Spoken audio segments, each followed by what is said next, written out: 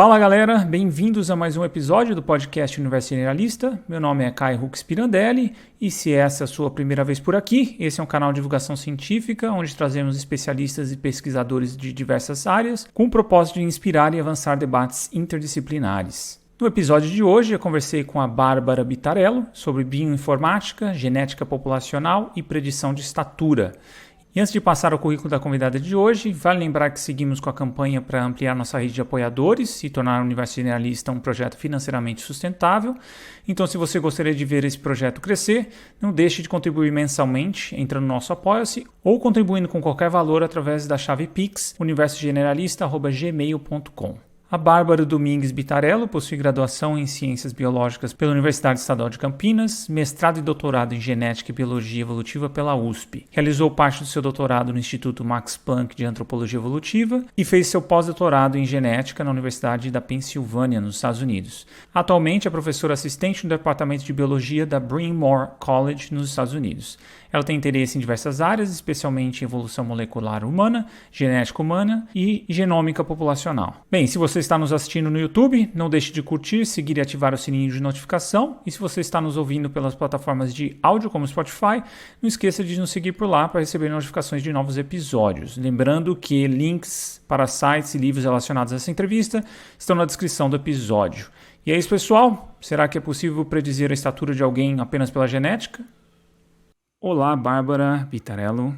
Muito obrigado por aceitar o convite, bater esse papo e seja bem-vinda ao Universo Generalista. Olá, boa tarde. Obrigado pelo convite. E, Bárbara, para a gente começar, eu acho que seria legal uma definição do que seria a bioinformática, que é a sua área. Você podia dar para a gente um resuminho? Tá, vou dar uma definição mais geral antes, mas eu posso ser mais específica se for necessário. Bioinformática muitas vezes é colocado junto com biologia computacional como sinônimo, ou junto, tipo, bioinformática e biologia computacional. Algumas pessoas no campo, como eu, veem uma pequena distinção entre as duas, que eu posso comentar depois, mas, no geral, esse campo definido por essas duas expressões é um campo interdisciplinar da biologia que desenvolve e aplica métodos computacionais para analisar dados grandes ou grandes coleções de dados. Muitas vezes esses dados, né, que requerem isso são genéticos, e essa é a minha área, mas tem também coisas como biologia celular, então populações de células, amostras de proteína, e muitas vezes esses métodos eles são usados porque a escala dos dados nem permite que você analise sem usar técnicas computacionais, mas também isso não é só porque é um jeito assim de fazer a coisa numa escala que você não conseguiria fazer com os seres humanos. É isso também, mas te permite fazer predições ou descobrir novos padrões que podem dar algum tipo de indício de algo interessante biológico que está acontecendo. Então, no geral, quando a gente fala assim, sem entrar em mais detalhes, você está abarcando muitas coisas, muito tem a ver com genética, mas nem sempre, e então inclui outras coisas, como eu falei, interdisciplinar, então inclui, não é só usar computador, não é usar assim uma planilha e tal, é usar com programação, geralmente, ou alguma coisa que dá para você escalar, a aumentar a escala, né, da sua análise de dados, na medida que você tem mais. E inclui também modelagem matemática, simulações computacionais e desenvolvimento de métodos também, porque muitas vezes os métodos para analisar um certo tipo de dado do jeito que você quer não existem. Então, por mais que tenha muito software já criado para análise de diversas coisas em biologia, muitas vezes a análise que você quer fazer não foi feita ainda exatamente daquele jeito ou com aquele tipo de dado. Então, desenvolvimento de métodos é uma área também dentro disso. E, ao contrário do que muitos biólogos não computacionais pensam, não é simplesmente uma ferramenta, né, no nosso caso, é o jeito como a gente aborda a questão. Então, quando eu estou pensando num problema biológico, eu penso como que a gente pode testar isso. Meus experimentos são computacionais, eles não são com dado real, a menos que eu esteja fazendo colaboração com outra pessoa, aí tudo bem. Aí muitas vezes eu entro com uma modelagem, análise, usando dados reais, mas meu laboratório como se diz em inglês, é dry lab, é só computador mesmo. E essa é uma definição assim rápida. Eu posso explicar alguma coisa a mais, Tá. se não tiver ficado claro. Não, acho que daí eu acho que já dá pra gente seguir adiante. Eu acho que a gente pode entrar agora numa questão, acho que básica pra gente ah, caminhar para suas pesquisas, que é uma explicação sobre o GWAS, né, que é esse estudo de associação do genoma completo, né, em português, e os scores poligênicos, o que seria esses dois termos, o GWAS e os scores poligênicos. Tá. Vamos começar com o GWAS, porque realmente é o pano de fundo para o score poligênico. E é algo que muita gente também já ouviu falar, mesmo quem não é da área. Então, é muito interessante a história dos GWAS, porque a gente mal tinha sequenciado o primeiro genoma humano, na verdade nem tinha terminado, e as pessoas já estavam com a fixação em GWAS, e já no início dos anos 2000 começaram a sair os primeiros grandes GWAS, grande na época, né, que era assim alguns milhares de pessoas. A ideia básica, a ideia geral do GWAS é o seguinte: nós sabemos que tem certas condições, eu vou falar fenótipo simplesmente quer dizer o que você consegue ver sobre um traço que tem algum componente herdável.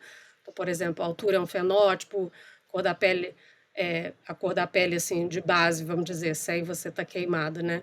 Muitas vezes medida assim embaixo do braço, onde a gente não pega sol. É um fenótipo. É,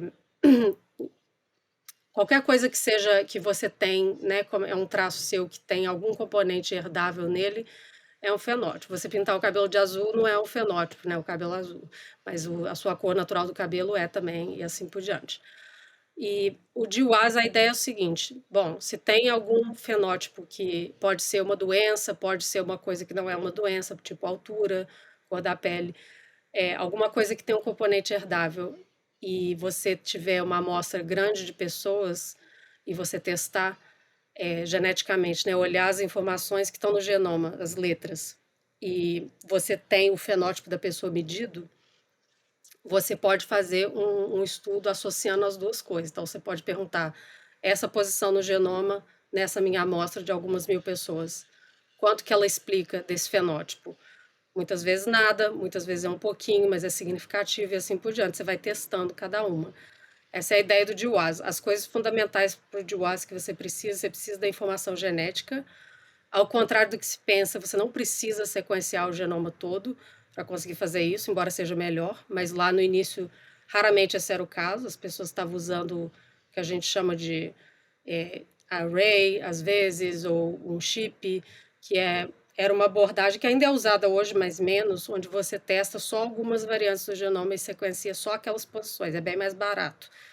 E a ideia é que aquelas posições estão conseguindo captar boa parte da variação que existe no genoma sem você ter que olhar cada letra. Porque a verdade é que a maior parte das posições a gente é parecido, todo mundo é parecido. Então não são todas que têm Uhum. informação.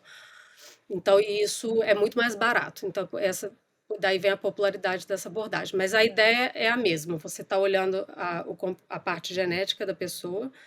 Para aquela mesma pessoa, você tem que ter o fenótipo medido também. Você vai basicamente testar a correlação. É isso que você vai fazer depois. Mas você precisa de números, você precisa de muita gente para conseguir ver alguma coisa.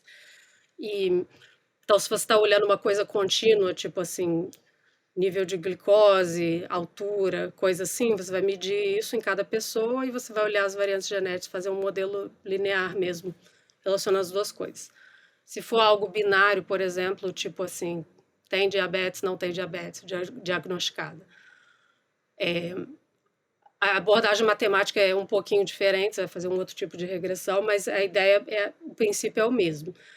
E um dos motivos que as pessoas se decepcionaram muito no início com os DWAS, lá no início dos anos 2000, é porque tinham estudos assim super bem financiados, milhares de pessoas, e a, muitas vezes eles não conseguiam captar nenhuma, ou às vezes muito poucas variantes, né, que tinham uma associação forte com algum fenótipo de interesse, tipo esquizofrenia, degeneração macular, outras coisas que as pessoas estavam olhando na época.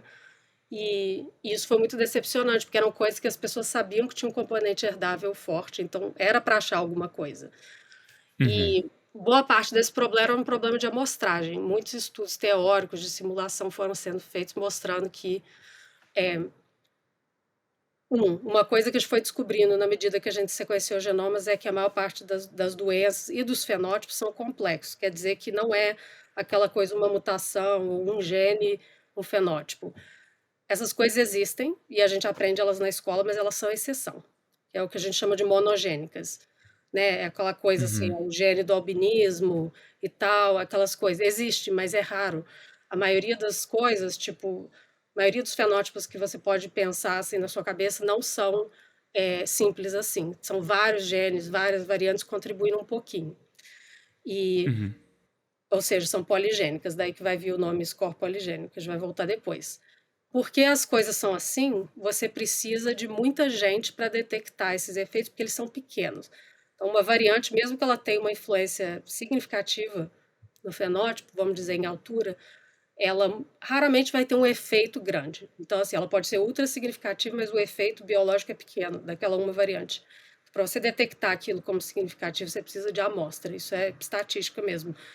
E você precisa de um tamanho amostral muito maior do que a gente tinha na época. Então as pessoas foram aumentando o tamanho desses DWAs até continua acontecendo. Agora tem DWAs na escala de milhões de pessoas. Aí você consegue detectar muito mais dessas variantes que têm efeito pequeno, mais significativo nos fenótipos.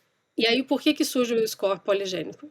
É muito interessante, já tinha uma vasta literatura disso no pessoal que estuda assim, melhoramento vegetal e animal, coisa assim, estudos com gado e com plantas, as pessoas já usavam muitos dos princípios do score poligênico, ou score poligênico mesmo, com outros nomes, para ter um senso de fazer predição sobre fenótipo baseado em informação genética, fenótipos complexos, como isso que eu acabei de descrever.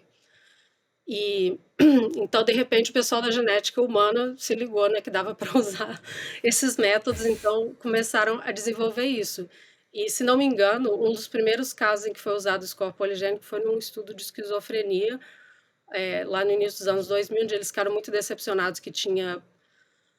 Eles detectaram algumas variantes significativas com associação com esquizofrenia, mas todos os efeitos eram muito pequenos. Então, e o que as pessoas queriam com isso, com o DWAS? Elas queriam, assim, ter predição, né? Ah, você tem essa mutação, então você vai ter essa coisa, então é melhor fazer algum tipo de intervenção, etc. As pessoas querem certezas, né? E esse campo não oferece isso. Então, o que o score poligênico fez? Eles falaram, bom, a gente tem um monte de variante associada aqui, às vezes centenas num estudo, hoje em dia até milhares às vezes, todos os efeitos são pequenos. Então, assim, ter uma dessas variantes não determina nada, mas quem sabe ter todas essas variantes tem um efeito que é bastante determinístico sobre o fenótipo. E é isso que eles fizeram, basicamente. Então, eles desenvolveram, em parte isso já estava desenvolvido, como falei, para as plantas e para o gado. Eles pegaram e usaram isso para sintetizar toda essa informação das diferentes variantes associadas num número só, que pudesse ser colocado numa distribuição e te desse uma ideia do seu risco ou de onde você cai na distribuição dos valores para aquele fenótipo. Então, se você pensa em altura, você obtém um valor e aquilo vai te dar algum indício, vai fazer predição com algum nível de confiabilidade de se você vai ser se é uma pessoa alta ou baixa ou mais ou menos na média. Essa é a ideia. Quando eles fizeram isso lá no primeiro estudo, que eu acho que foi para esquizofrenia, eles viram que apesar de que nenhuma variante tinha um efeito grande sobre o risco de esquizofrenia, as variantes combinadas, juntando elas todas, elas conseguiam predizer uma quantidade não negligenciável da variação no risco de esquizofrenia que existe entre as pessoas. E foi aí que a coisa ficou popular no campo de genética humana e quase todo o DWAS hoje em dia vem ou acompanhado no próprio paper ou seguido na sequência de algum estudo fazendo o score poligênico. Quem quiser ir mais a fundo nessa questão da esquizofrenia, foi na entrevista no episódio número 99, eu conversei com a Cíntia Belangero sobre isso, né? Então, quem quiser se aprofundar nessa temática também tem esse episódio já gravado.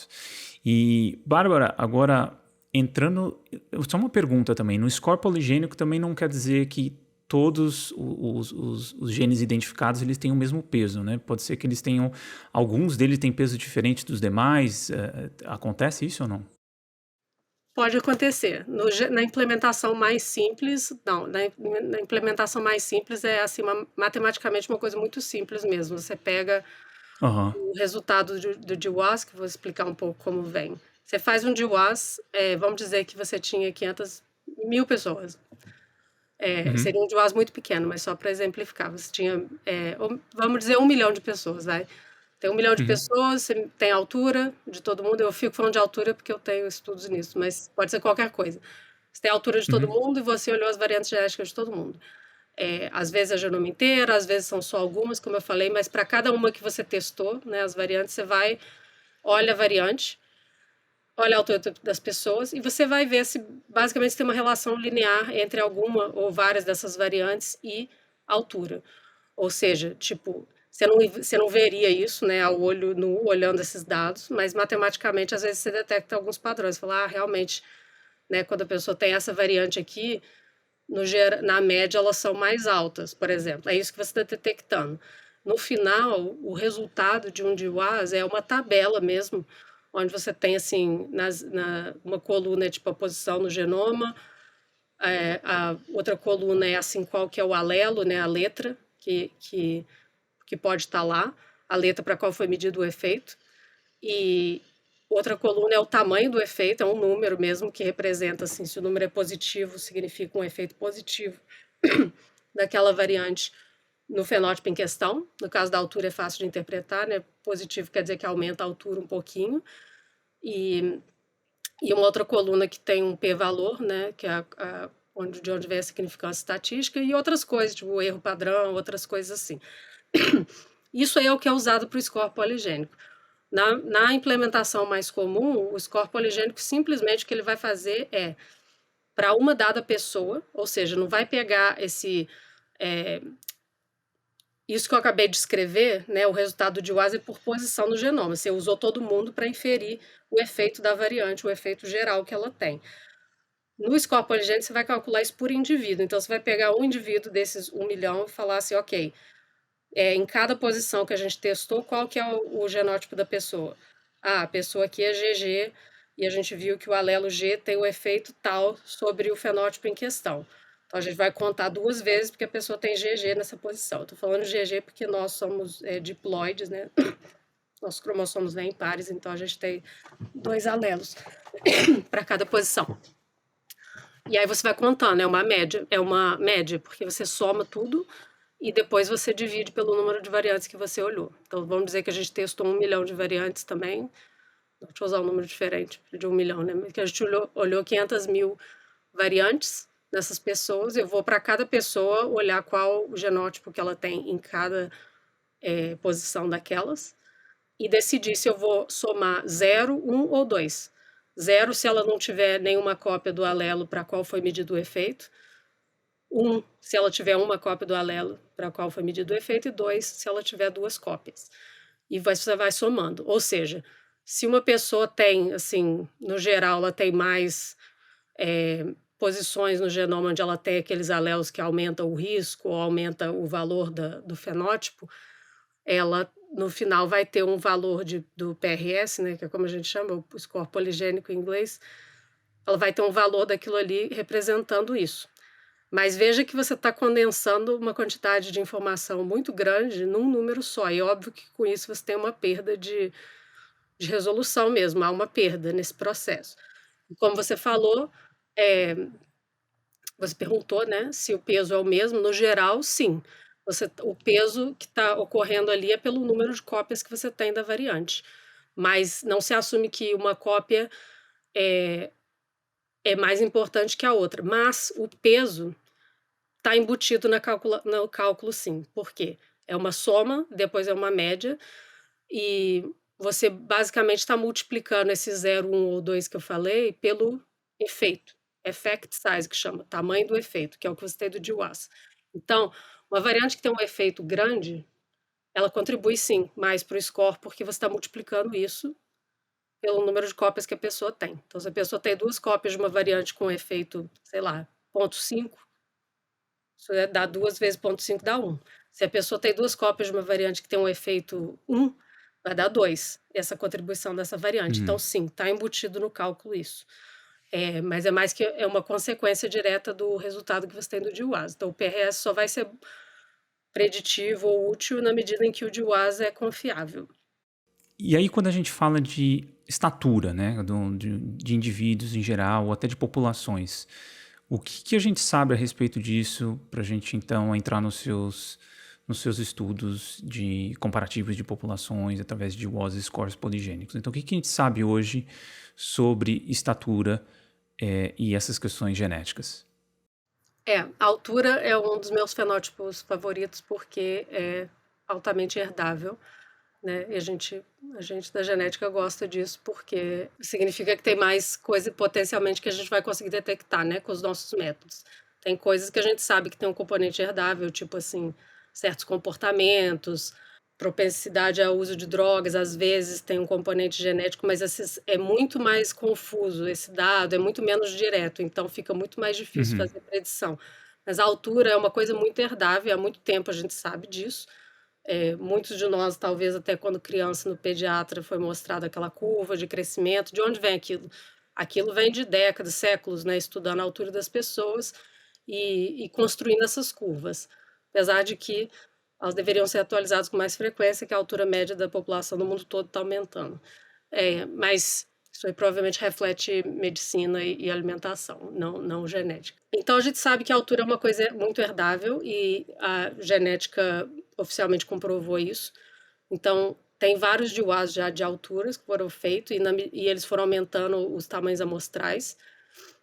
Um dos motivos que a gente, por exemplo, que eu escolhi estudar altura em algum momento, obviamente, a altura não é uma doença e score poligênico em inglês até o nome chama polygenic risk score, risk, né, é risco, porque a uhum, ideia toda disso era para fazer predição sobre coisas de doenças, não de fenótipos que são, enfim, que não são doenças.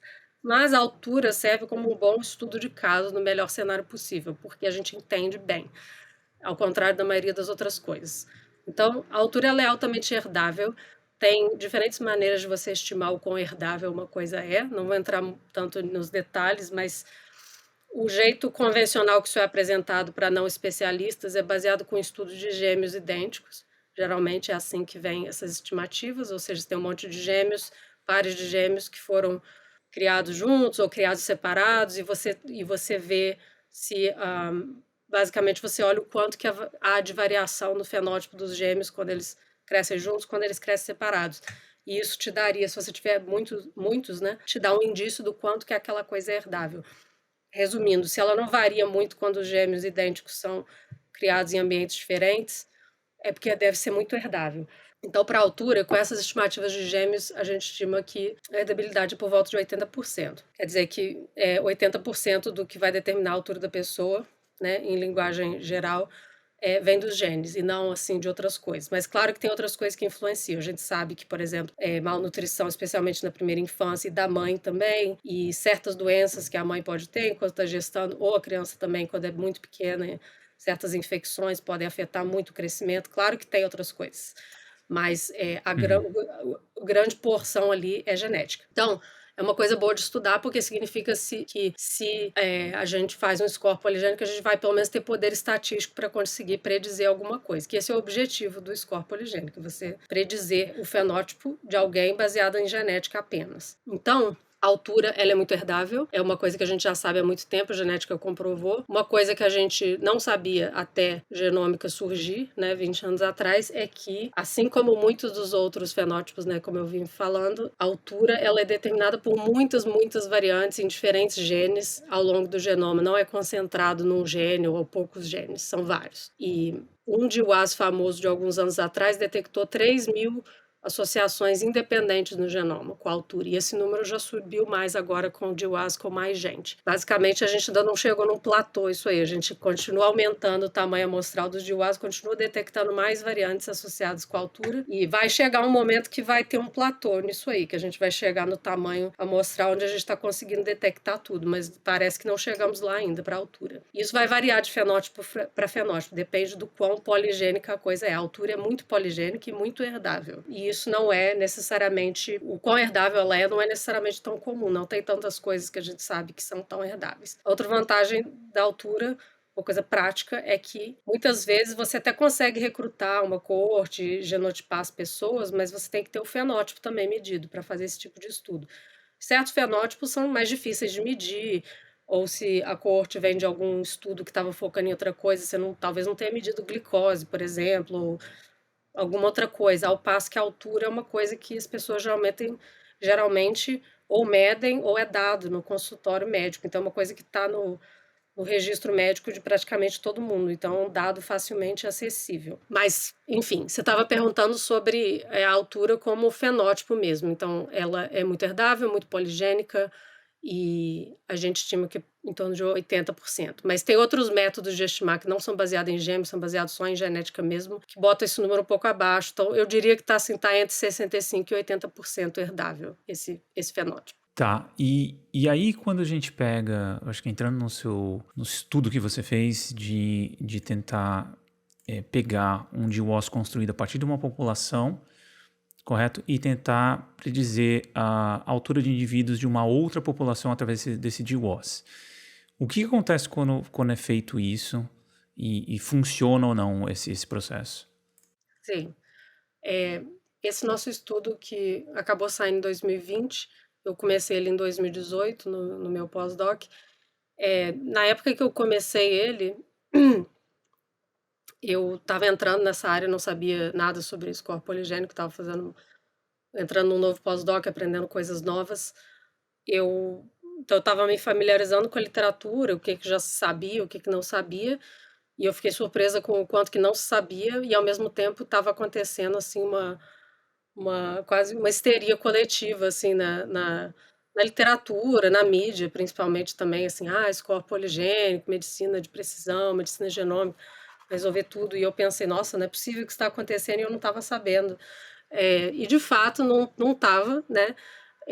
Como eu falei, a altura é quase que um fenótipo ideal, porque é super herdável, é fácil de medir e existe uma abundância de dados. E então o projeto que meu orientador na época estava propondo, meu supervisor, foi exatamente o que você descreveu. Falou, vamos pegar esse score poligênico que é derivado de uma coorte enorme, mas que só tem europeu, britânico, e vamos ver o quanto que a gente consegue predizer de altura em outras populações. E quando eu fui olhar a literatura sobre isso, para minha surpresa, tinha muito poucas tentativas mesmo até de fazer isso. E ah, me pareceu estranho que tivesse pouco, mas na verdade depois eu fui descobrir que tinha, né, vários outros grupos trabalhando nisso ao mesmo tempo que a gente. Então, mais ou menos na época que a gente acabou publicando, também estavam saindo outros papers sobre o assunto. Um paper que tinha saído antes do meu, em 2019, da Alicia Martin, ela fez uma coisa interessante que foi, ela pegou também o score poligênico de altura, que tinha sido derivado com base em populações europeias, e ela calculou o score poligênico para um monte de gente de uma base de dados que chama 1000 genomas, que tem pessoas de várias populações. Mas o que a gente tem para o 1000 genomas são os genomas. Desculpa, eu vou ter que tossir aqui. O que temos do 1000 genomas são os genomas. A gente não tem fenótipo nenhum daquelas pessoas. Então não dá para você fazer uma validação. Você pode calcular um score poligênico, que você só precisa da informação genética, mas você não sabe se a predição que você está fazendo para aquelas pessoas é boa ou ruim, porque você não sabe a altura delas de verdade. Então, mas o estudo dela foi interessante porque ela mostrou, sem saber qual era a altura dessas pessoas, que você viu uma diferença de distribuição muito grande desse negócio do score poligênico nas diferentes populações, que não fazia sentido com base em informações assim epidemiológicas, demográficas que a gente tem sobre essas populações. Por exemplo, dava uma distribuição totalmente diferente para valores menores, que corresponderiam teoricamente a menor altura, em média, tipo 2 desvio padrões ou 3, muita diferença de altura entre a população europeia e africana. E a gente sabia que as populações que tinham sido amostradas no 1000 genomas da Europa e da África não tem uma diferença de altura assim contundente. Essa é bastante parecida, na verdade, em termos de altura. Então não justificava aquilo. Então foi ali que ela começou a ter um indício de que eu saiba, foi um dos primeiros estudos que teve esse insight, mas como eu falei, ela não tinha os fenótipos de fato, mas ela já viu ali que tinha algum problema, porque a gente sabe que essas populações não têm altura muito diferente uma da outra. É tipo se você tivesse detectado isso É porque as pessoas sabem, né, o campo todo, né, de genética, assim como várias outras coisas, é muito eurocêntrico. Então, as Uhum. pessoas, quando fala africana, elas não, nada vem à cabeça especificamente. Claro que tem populações africanas que têm altura mais baixa, outras que são muito altas. No caso das que foram amostradas para o miogenoma, são populações altas, então não tinha essa diferença de altura na média. E aquilo ali foi 2019 que saiu, eu acho. 2017, eu acho. Saiu o estudo dela, eu entrei nisso em 2018, usando aquilo ali como base. Não tinha ainda nenhum estudo tipo nosso mostrando que realmente a coisa não funciona. Então, cortando para a conclusão, não funciona. Então, a gente foi ver isso. A gente pensou que a altura é bom porque tem muito dado. A gente consegue dados de pessoas de vários grupos, de várias populações. E a gente conseguiu também os dados genéticos, que obviamente é necessário. E a gente conseguiu uma quantidade razoável de dados só amalgamando mesmo, coisa que já existia. A gente não produziu dado nenhum. E eu peguei esse score poligênico que é derivado do DWAS feito em pessoas da Europa, da, da Inglaterra, da Grã-Bretanha, para ser mais específica, e eu comecei a testar. E uma coisa que a gente fez diferente foi que a gente tratou a ancestralidade nessa, porque para a gente, quando eu estou falando população europeia e tal, estou simplificando aqui, mas a questão não é onde você nasceu, né? Se eu tivesse nascido no Japão, eu seria isso aqui que eu sou. O que importa é o seu background genético. E isso, não surpreendentemente, não é uma coisa discreta. Não é assim, europeu, asiático e tal. Não é. A gente fala das coisas Uhum. desse jeito, as pessoas, não cientistas falam desse jeito, os geneticistas também falam para simplificar, e durante muito tempo a gente de populações teve que fazer essas simplificações, porque a gente não tinha resolução para olhar isso como uma variável contínua, que é. Mas assim, não tem um ponto que você fala, aqui não é africano, mas é europeu. Não é assim que funciona, é contínuo.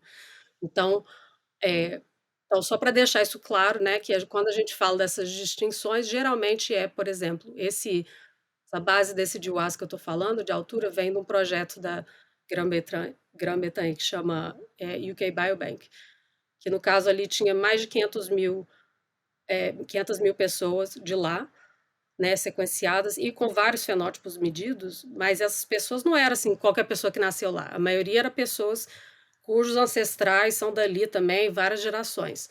E tinha um pequeno subgrupo ali que não estava nessa categoria. Então, que era, por exemplo, descendentes de outras populações, mas que por acaso estavam ali, nasceram ali. E então tá. Então, mas o que eu estou chamando, né, do DWAS era o DWAS onde eles seletivamente olharam só os que estavam nessa categoria europeu, que eles consideraram europeu. Então, quando a gente pegou isso, né, os efeitos, os p-valores, como eu falei antes, e calcula o score poligênico para outras pessoas que não estão nesse grupo, e também para pessoas que estão nesse grupo, que a gente tinha uma outra amostra de europeus que a gente pôde fazer isso, a gente conseguiu medir a predição, porque a gente também tinha o fenótipo. Então a gente falava, ok, baseado no score poligênico, essa pessoa estaria num grupo aqui, num percentil de altura tal. E aí a gente olha e vê a altura da pessoa de fato. Então você faz essa comparação das duas coisas. E então o que a gente esperava encontrar para as pessoas classificadas como europeias seria um número parecido com o que outras pessoas já tinham reportado para europeu, mas não tinha praticamente estudo nenhum, se é que tinha algum que tivesse reportado isso para outras populações.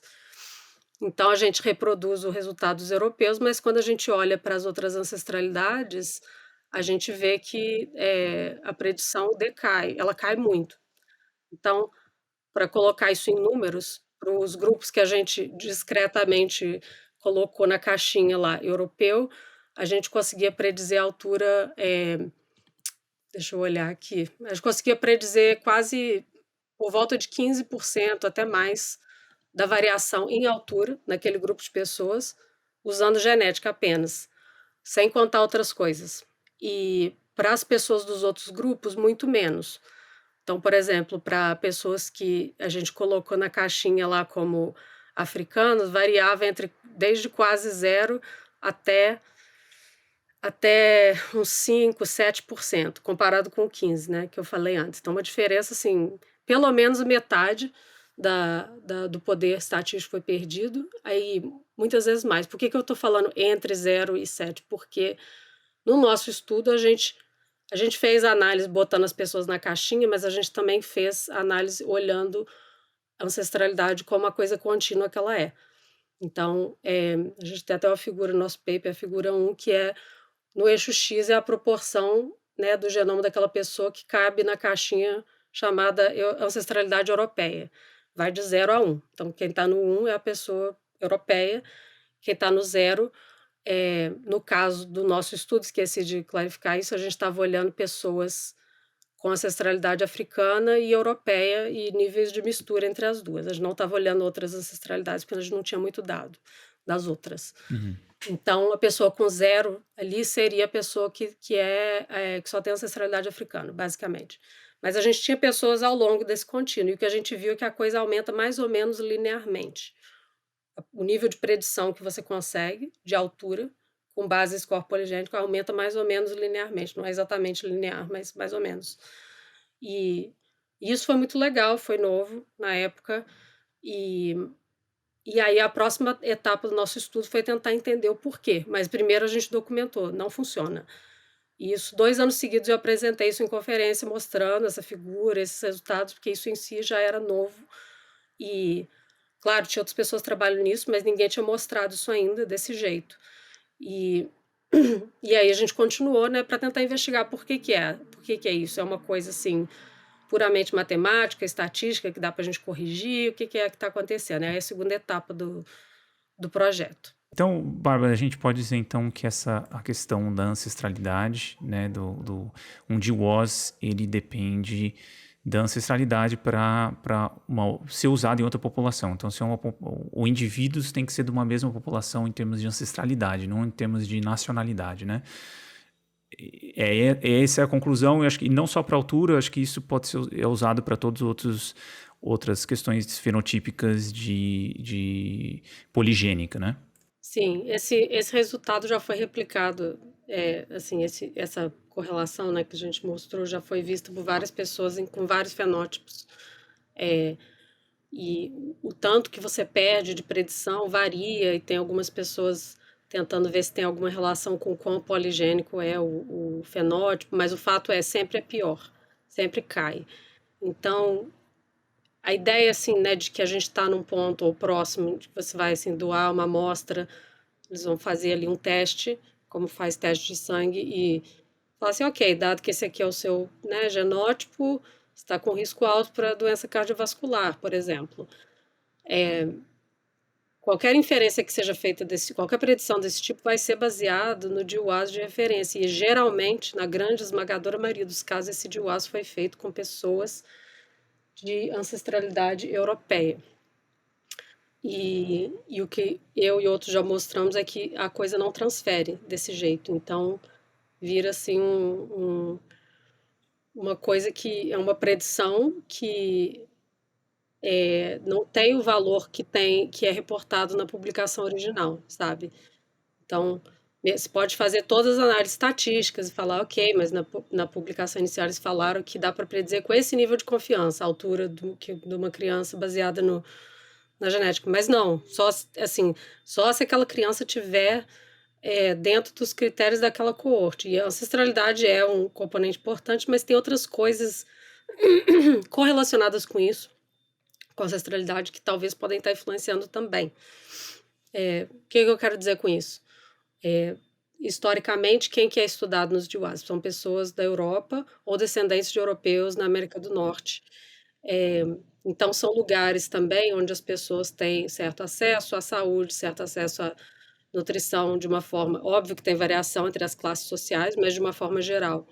E isso não é igual no mundo todo. Então, o que eu tinha Uhum. dito antes sobre a altura, algumas coisas que influenciam a altura que não são genéticas, que são assim, de nutrição e tal. Você estimar a herdabilidade de uma coisa numa população pode ser diferente da estimativa numa outra população, onde as coisas são menos certas. Imagina um cenário num país onde as pessoas realmente passam fome, passam por várias outras privações na primeira infância e na gestação. Se tivesse um estudo nessa escala, que obviamente não tem, né? Talvez você estimasse uma herdabilidade diferente, talvez a genética ali tivesse um efeito menor sobre a altura relativamente do que ela tem em outros lugares, não porque a biologia da altura mudou, Ela não é diferente, nós somos todos humanos, mas é porque em outras populações as coisas não genéticas podem ter um efeito maior. E isso, quando a gente fala Entendi. 80% é herdável, só chega até o 100%, certo? Então, se as outras coisas estão influenciando mais, esse 80% vai descer. Então, tem uma série de coisas que a gente tenta, quando eu falo a gente, assim, né, o campo tenta passar um rolo compressor por cima, né, e fazer assumir certas premissas que não necessariamente são verdade. Uhum. Isso é um problema de Tá. GWAS, muito antes dos scores poligênicos, que o GWAS está detectando variantes estatisticamente associadas, mas não tem necessariamente uma relação causal, uma relação biológica causal com o fenótipo. E E lembrando que essa coisa toda de score poligênico é sobre predição. É assim, tá aqui um monte de dados, nós Uhum. podemos fazer uma predição igual prever previsão do tempo, sabe? É assim, toma os dados, usa algoritmos, usa, sabe, técnicas estatísticas, computacionais e vê o que você consegue predizer. Se você tiver dados suficientes, você vai conseguir treinar aquilo ali para fazer um bom trabalho. Só que todo o treinamento dos dados ocorre assim de forma viciada nessas amostras que são de ancestralidade europeia. E depois você tenta extrapolar aquilo para uma amostra que não é. E várias coisas são diferentes nas outras amostras. Nem é só a Tá. genética. E Coisas que é talvez a gente nem interessante compreenda porque ainda. essas variáveis têm que estar. Elas têm que ser controladas por essas variáveis e nem sempre elas estão disponíveis nos dados também, né? A questão Exato. nutricional, a questão. Então, E para ser tipo, sincera, com a você. altura, a gente sabe que tem outras coisas que afetam, né? Duas coisas importantes que afetam a altura que não são genéticas: sexo e idade. Então, Tá.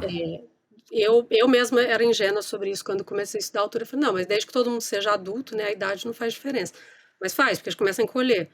E a gente começa a Uhum, encolher muito uhum. antes do que eu pensava. Já na década de 40 já começa o encolhimento.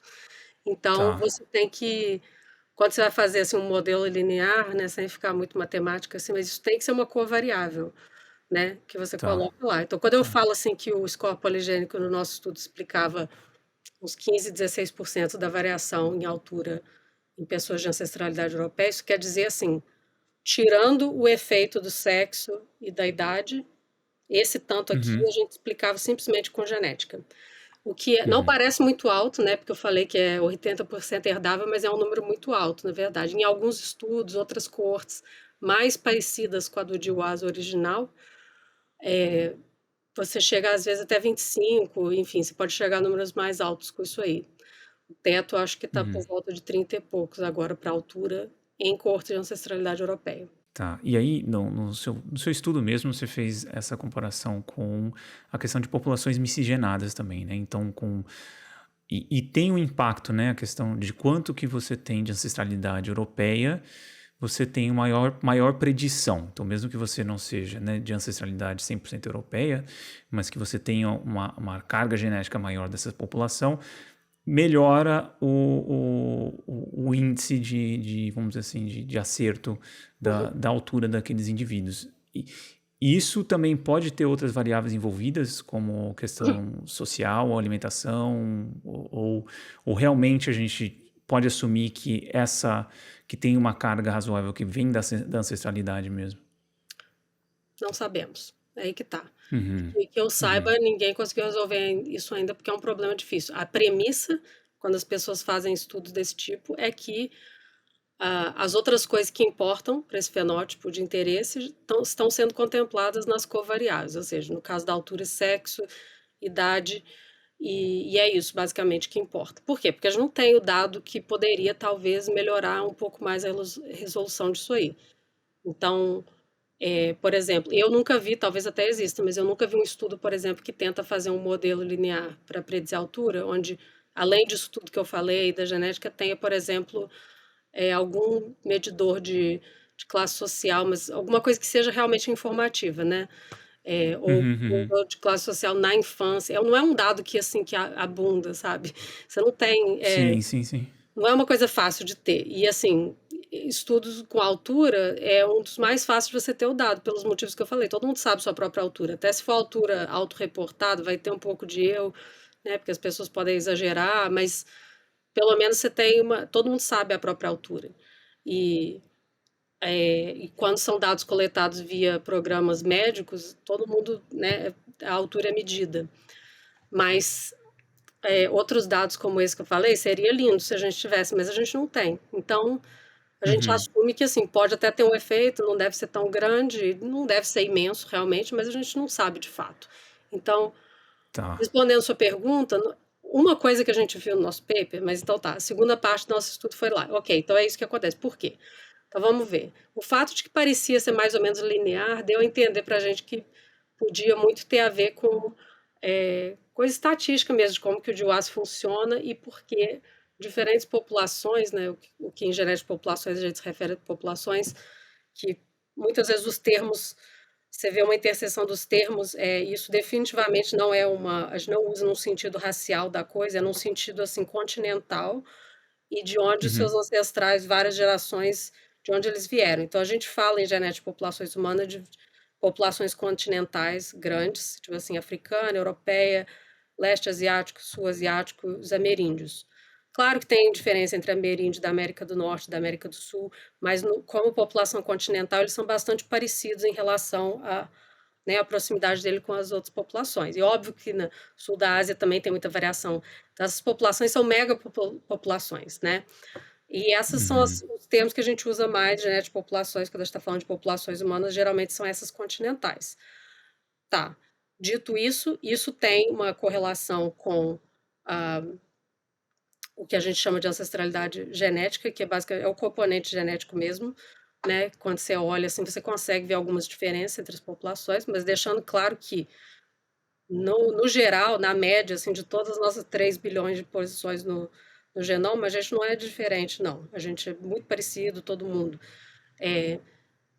Mas porque a história humana foi do jeito que foi, e a história de outras espécies às vezes é diferente, houve uma época, né, na nossa história, na nossa pré-história, em que existia um certo isolamento. Esse isolamento nunca foi total, sempre teve muita migração. Mas basicamente, se você botar um grupo de pessoas, ou animais, ou plantas, o que for, num certo bolsão e o outro em outro lugar, e o trânsito entre elas não é facilitado, embora ocorra de vez em quando, você vai ter, as pessoas vão ter, né, mais descendentes com as pessoas do próprio grupo.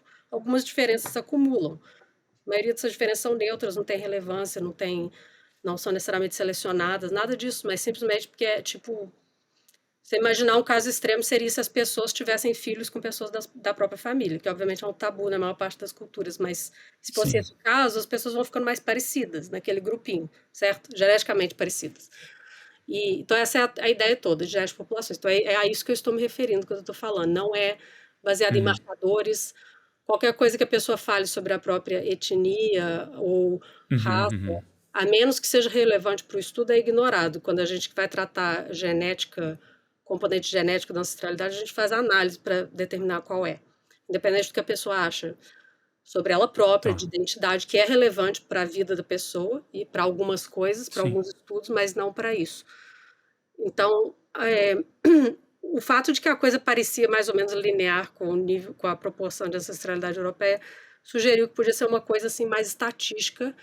E a gente sabe já há muito tempo de genética de populações que, por exemplo, se você pega, depois dessa explicação que eu dei, se você pega a população africana, que na verdade tem muita variação, mas na média, e olha os certos padrões no genoma, você vê várias diferenças. Você vê que eles têm muito mais variabilidade genética do que as outras populações todas juntas. E tem uma coisa que é o que em inglês tem um nome horrível, que chama Linkage Disequilibrium, ou LD, né, para os íntimos, que basicamente é uma correlação entre certas posições no genoma. Então a gente pensa nas posições do genoma como independentes, mas elas não são. Quando você herda aquilo, você herda um bloco, né? Você herda o cromossomo da mãe, o cromossomo do pai, então as coisas vêm junto. Então, tem variantes no genoma que estão muito correlacionadas com outras variantes e outras que estão basicamente estatisticamente independentes, está em outro cromossomo e tal. E isso aí faz uma diferença tanto no DWAS quanto no score poligênico, e existem diferenças sistêmicas nesses padrões entre as tal superpopulações humanas. Padrões assim que você consegue ver mesmo. Uhum. Isso aí influencia, por exemplo, se você faz um DWAS no UK Biobank, por exemplo, para altura. Fala, legal, detectamos 3.000 variantes e tal. Vamos fazer um estudo parecido numa corte, sei lá, do mesmo tamanho na África, que obviamente não tem, sempre é menos gente das outras populações. Mas vamos supor. você não necessariamente vai detectar as mesmas variantes. Isso quer dizer que fundamentalmente a biologia da altura é diferente? Não. É porque as variantes que a gente detecta no DWAS não são necessariamente causais, mas a esperança é que elas estejam estatisticamente linkadas, associadas à variante que está causando aquele sinal. Eu penso assim, sabe aquelas fotos de satélite que mostram a Terra à noite, aí tem assim umas partes que são muito iluminadas, que são regiões de cidade e tal, que você vê aqueles Sim, pontinhos. sim. Em muitos lugares você vê pontinhos de luz isolado, em outros você vê uma coisa assim, uma nuvem e tem tipo um sol no centro, assim, muito concentrado. Aquilo ali, aquele sol, aquele epicentro daquela luz toda, que muitas vezes é uma conurbação urbana, tipo assim, Nova York, Washington, alguma região dessas, aquilo ali é como se fosse o sinal de verdade, é a variante que de fato está causando o sinal. Mas toda aquela luz em volta que você consegue ver do espaço, aquilo ali já chamou sua atenção, certo? Aquilo tudo ali são Uhum. variantes que estão ligadas àquela variante que está no centro, que é o sinal. E o DWAS que você faz pode detectar qualquer uma daquelas ali, ela vai estar representando a informação contida em toda aquela malha urbana. Ou seja, você vai falar, ali tem um aglomerado de cidades. Não importa qual luzinha que você concentrou, você viu o padrão. Então, quando você faz o DWAS, você muitas vezes, mesmo se você fizer na mesma população, mas numa diferente coorte, às vezes você não detecta exatamente a mesma variante, como está associada, mas ela vai estar no bloco genômico de associação com outras variantes daquela mesma região. E isso, quando você tenta replicar resultado de GWAS em outras populações, muitas vezes você não pega a mesma variante, mas você pega alguma coisa que está linkada na mesma região. Essa é a esperança. Então, tem Tá. 2 décadas que o pessoal fala, até que replica bem o resultado de GWAS, quando a gente faz em outras ancestralidades. A gente consegue pegar as variantes de maior efeito. Mas nunca, Uhum. raramente, não é raramente, mas não é sempre que é a mesma variante exatamente. Às vezes é uma que está perto do genoma. Porque o fato de você detectar no seu estudo vai depender de tamanho amostral, vai depender da frequência daquela variante na população. Imagina uma variante que tem um efeito grande sobre a altura e ela é razoavelmente comum em europeu. Você detectou no seu estudo que era grande, tinha um monte de gente e o efeito é razoável e a coisa não é rara na população. Aí, numa outra população africana, você tem metade do número de pessoas e por algum acaso aquela variante é menos comum. Você não vai detectar aquela variante, provavelmente, por questões estatísticas, mas você pode detectar uma outra que está ligada a ela. O sinal é preservado, mas você não está pegando exatamente a mesma variante. Como o score poligênico Uhum. usa o efeito da variante que você estimou na sua amostra, todas essas incertezas vão ser carregadas para o score poligênico. Ele vai carregando todos esses vieses e esses problemas. Então, as pessoas tinham uma Entendi. expectativa de que não haveria uma boa transferência e, de fato, não havia. Mas o que a gente viu é que essa explicação que eu acabei de dar não é suficiente para explicar a, o lag que a gente vê entre os dois. Explica em parte, mas não explica tudo. Então, tem mais coisa acontecendo. Tá. Tá. E aí, no caso, é só ampliando a base de dados, né, para populações cada vez mais extintas e cada vez a amostra maior dessas populações para você e dados de qualidade para você controlar algumas variáveis e começar a ter certeza, porque eu acho que no caso do Brasil, que é uma população bem miscigenada, isso é importante saber, né? Porque porque é isso, ou a gente vai, o indivíduo vai ponderar de acordo com a ancestralidade dele ou não, né? Tem que dar muita atenção à questão da ancestralidade ou não para você determinar o score poligênico de risco dele, né? Uhum. Então, para uma população brasileira, é essencial que às vezes necessita de muito mais dados e informações para poder ter uma aplicação, né, na população como um todo aqui. Sim, e eu, pegando nessa tangente, exatamente por causa desse meu estudo e com colegas e um colega meu da USP, o Michel Naslavski, e outros, a gente fez uma colaboração. A gente tem um pré-print, né, que está no Media Archive, não foi publicado ainda numa revista, mas está em revisão, que foi justamente olhando isso, acessando esse risco poligênico para câncer de mama, no caso, em populações do Brasil, em amostras que a gente tem do Brasil, né, e tentando ver, acessar justamente isso, tipo esse mesmo tipo de estudo que eu fiz com a altura, mas fazendo com câncer de mama nessas coortes brasileiras. a qual, né, eu tenho acesso através deles, meus colaboradores, que são todos brasileiros. Uhum. Todo mundo, né? Eu também sou.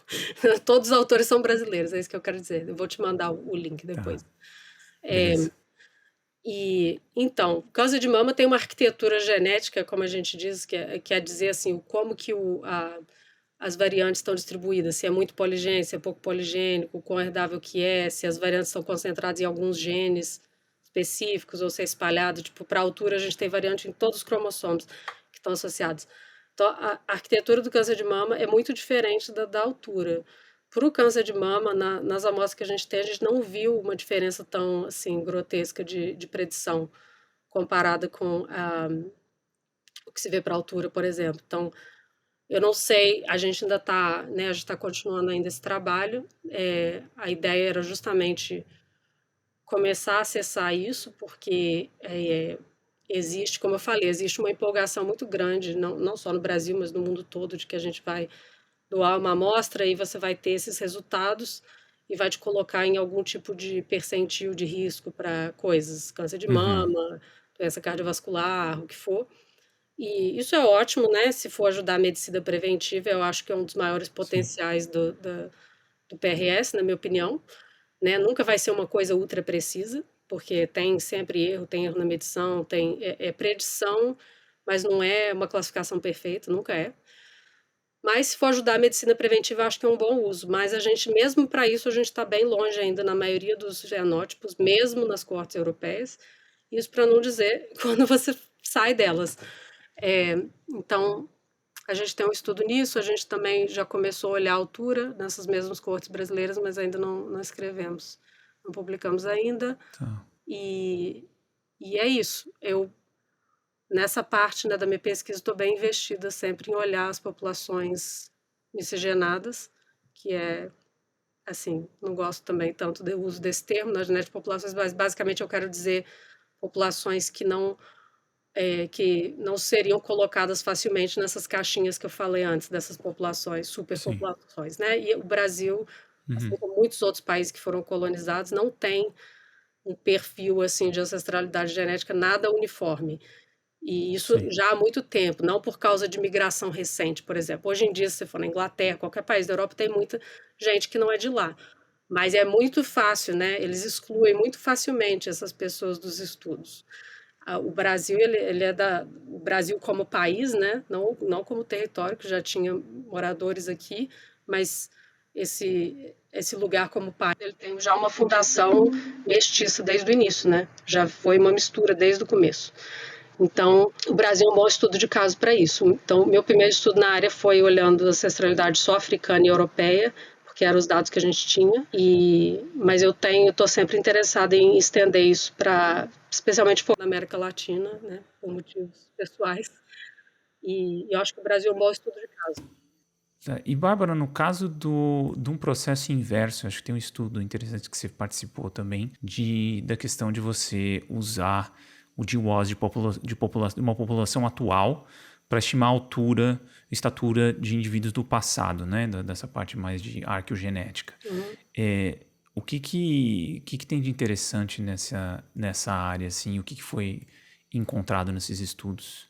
O estudo que eu participei que fez isso é de 2021, do laboratório onde eu fiz o pós-doc, e a primeira autora, ela é uma antropóloga, como é que fala isso? Biological anthropologist, bióloga antropóloga, sei lá. Ela é da É, antropologia biológica. Então, ela é da antropologia, né? Na real, e ela veio trabalhar com a gente no laboratório, que era totalmente computacional e focada em genética de populações e DNA antigo.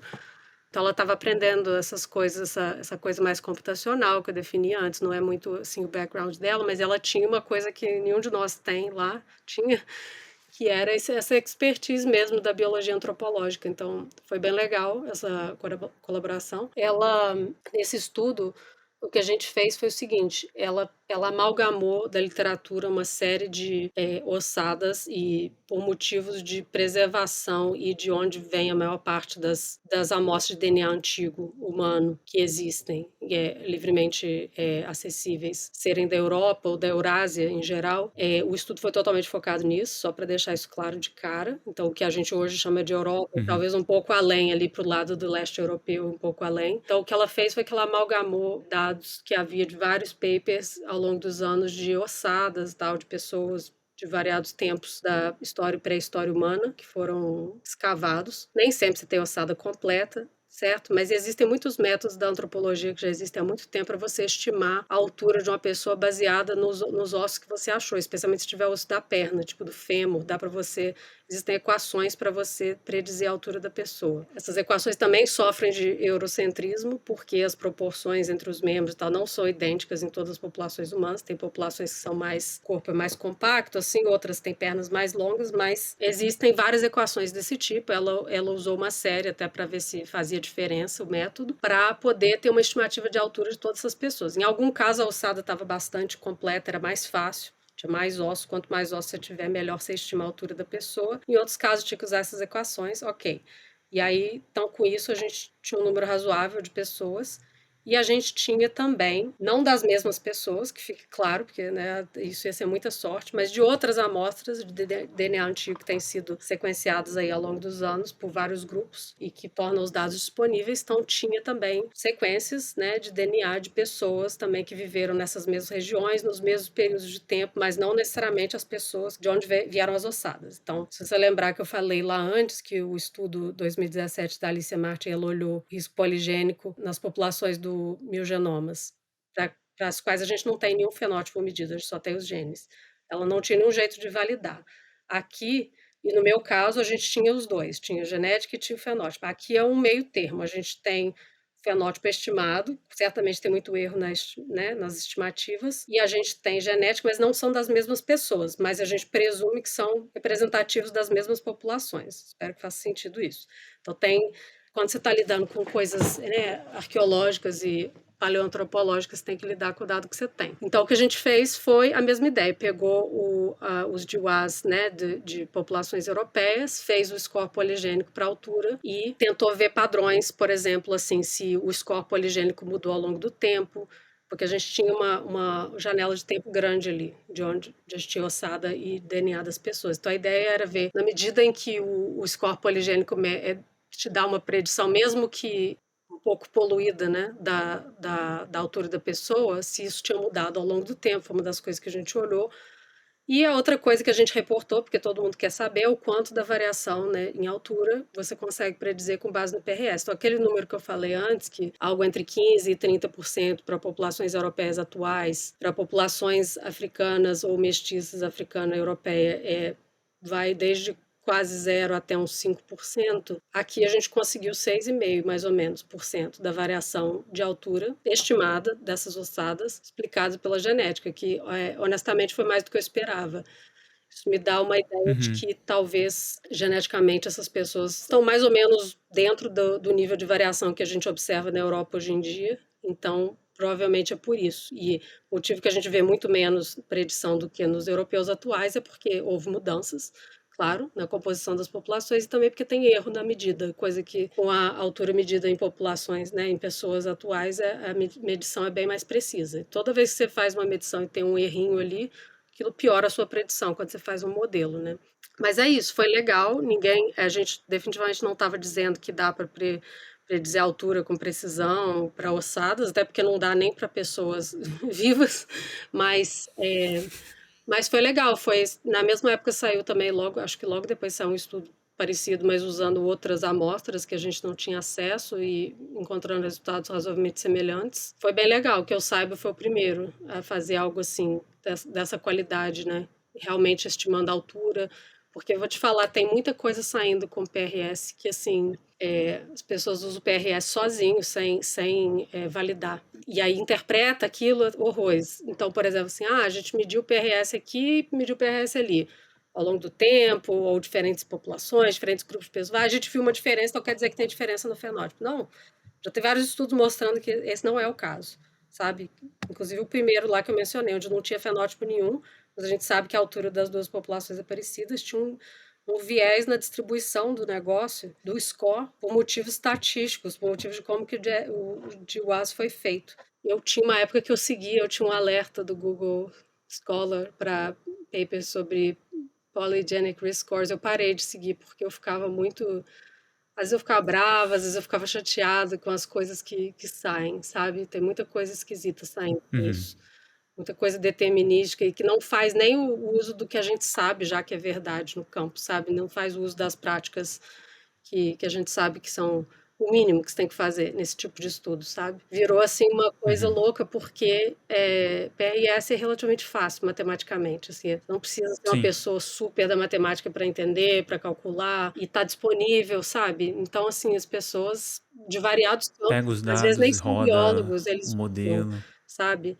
E Uhum. usa incorretamente e diz coisas, Entendi. faz conclusões baseadas naquilo que você simplesmente não pode fazer, que não é assim que Tá. interpreta. Eu me preocupo bastante com isso, Ok, por isso que eu Bárbara. continuo envolvida, apesar de tudo, né, para tentar pelo menos ter algum rigor aí, porque obviamente eu conheço, minha amostra é Sim. enviesada, as pessoas que eu conheço trabalhando nisso são sérias e levam a sério, mas tem Uhum. muita coisa errada e ruim mesmo e perigosa publicada sobre esse assunto, né? Uma coisa é se eu publicar Tá. estudo ruim sobre, sei lá, besouro.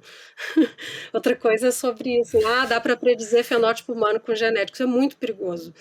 Algumas das coisas que estão falando, Tá. sabe? E, É. e tem grupos Tem que ter fundamentalistas que cautela aí. estão adorando, assim, que essa literatura, sabe? Então, me preocupa muito, assim, eu tenho Tá. pesadelo com isso. Legal, tem que ter cautela, então, porque a questão é de os dados estão disponíveis, né? Então, e hoje em dia também popularizou muito essa questão de ciência de dados e tudo mais, então você acaba não precisa de muito para você rodar algum modelo, alguma coisa, mas às vezes sem um embasamento científico adequado, ou os pressupostos são todos furados, enfim, Uhum. são várias coisas que às vezes o público leigo não consegue também discernir, né? Então é uma questão de publicação, não quer dizer nada, né? É mais É a aquela questão coisa da de qualidade do correlação não estudo. implica relação causal, né? Exato. Então, Beleza, e para terminar, Bárbara, eu queria só que você pudesse dar uma breve fala sobre seleção balanceadora. Né? Eu cheguei a ver que, acho que foi uma tese sua, tese de doutorado, foi ou não? foi. Foi, né? Aham. E também tem um paper mais recente que você publicou falando sobre seleção balanceadora, que é o Balancing Selection, né, em Uhum. inglês, que eu demorei para achar o termo aqui, seleção balanceadora. E, enfim, eu queria que você falasse um pouquinho sobre o que é isso e que fenômeno é esse e como ele pode ser identificado através da genética. Então, só para talvez contextualizar um pouco, porque a gente está falando de risco poligênico e tudo, parece assim que eu sempre estive nessa área mais biomédica, mas a minha formação assim é bem mais biologia evolutiva, genética de populações e tal, filogenética, essas coisas. E eu comecei a trabalhar com seleção balanceadora na USP, no mestrado, na verdade, e continuei no doutorado. E quando a gente fala de seleção natural, né, para a maioria das pessoas assim, não especialistas, elas pensam, mas que estudaram já isso em algum momento, né, a pessoa pensa assim, coisa boa, né, variantes que causam algum efeito adaptativo bom para o indivíduo, aumentam de frequência nas populações, variantes que causam, que são detrimentais diminuem de frequência por seleção natural, e sim, são mecanismos de seleção natural, positiva e negativa, nesse caso, esses exemplos que eu dei, mas, e assim, muito da origem, né, da literatura com Darwin e tal, é baseado nesse tipo de situação, ou que alguma coisa aumenta de frequência, ou que alguma coisa diminui de frequência, por influência de seleção, mas existe o mecanismo também chamado seleção balanceadora. Como o nome mais ou menos sugere, é uma coisa que envolve balanço. Então, ao passo que na seleção, às vezes chamada de seleção darwiniana ou seleção positiva, uma variante ou várias variantes adaptativas aumentam de frequência numa população, por exemplo, uma mutação que muda alguma coisa numa proteína, que faz aquela proteína ser expressa de uma forma mais eficaz e aquilo traz alguma vantagem para o indivíduo. aquilo vai aumentando de frequência na população. A gente, a gente vê esse tipo de seleção o tempo todo, se você pensar em resistência a antibiótico, em bactéria, por exemplo, né? Você mata quase todas as bactérias, mas aquela uma que tinha uma mutação que fazia ela resistir ao antibiótico não morre, prolifera, aumenta de frequência. Seleção positiva naquela variante. Aquela variante Uhum. era rara, agora ficou comum. Isso ocorre em humanos também, numa escala de tempo diferente, mas ocorre e a gente consegue detectar isso de uma maneira histórica. A gente olha os DNAs das pessoas atuais, consegue fazer inferência sobre o passado. Isso aí é seleção positiva, a seleção negativa vai na direção contrária, então imagina assim, você nasce com uma mutação que faz com que você morra imediatamente. Obviamente, esse tipo de mutação não é comum na população, porque quem tem morreu. É um cenário extremo esse que eu estou dando, mas é um caso de seleção negativa. Tem, claro, efeitos mais brandos, né? Às vezes a pessoa vive, mas ela é infértil, então aquela variante não vai adiante. Tem várias coisas que podem acontecer que diminuem também o fitness, né? Que é a aptidão. E no caso da seleção balanceadora é um regime diferente, porque também é seleção natural, mas não está necessariamente direcionada para aumentar ou diminuir a frequência de alguma coisa. Ao contrário, na seleção balanceadora, por definição, o mecanismo tende a manter mais do que uma variante, muitas vezes duas ou até mais, relativamente comuns numa população. Então, em vez de você ter, por exemplo, você está pensando em posição do genoma, aqui nessa posição todo mundo é igual. Várias regiões do genoma todo mundo é igual. São regiões conservadas, são regiões onde a gente, por inferência, a gente sabe que quando ocorre mutação ali tende a ser muito ruim para o indivíduo, então quando tem, não vai para frente, então você não vê. Em outros locais do genoma não são assim, você vê muito mais mutação e tudo mais. Mas na seleção balanceadora o mecanismo é de manter mais do que uma variante numa certa posição genômica, e isso é que é o adaptativo para a população. O exemplo, o livro-texto, que muita gente ouve falar na escola, é um exemplo que envolve malária e anemia falciforme. Então, esse exemplo é um pouco simplista, na verdade a doença é mais complicada que isso, as variantes genéticas também, tem várias outras, mas teve um caso foi na década de 40 ou 50, foi descrito uma correlação que se viu entre as áreas do mundo onde malária é endêmica e a incidência de anemia falciforme. Eles viram uma correlação e aquilo chamou atenção e outras pessoas foram estudando, e até hoje tem estudos sobre isso.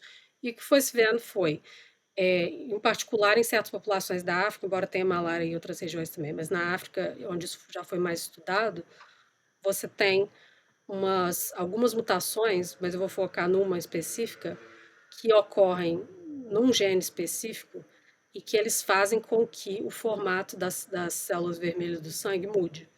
Então, a célula vermelha, geralmente, ela é tipo um disco assim, e é isso que o patógeno da malária infecta. Ele infecta essa célula e causa problemas, de vários problemas, né, de saúde e crônicos, assim.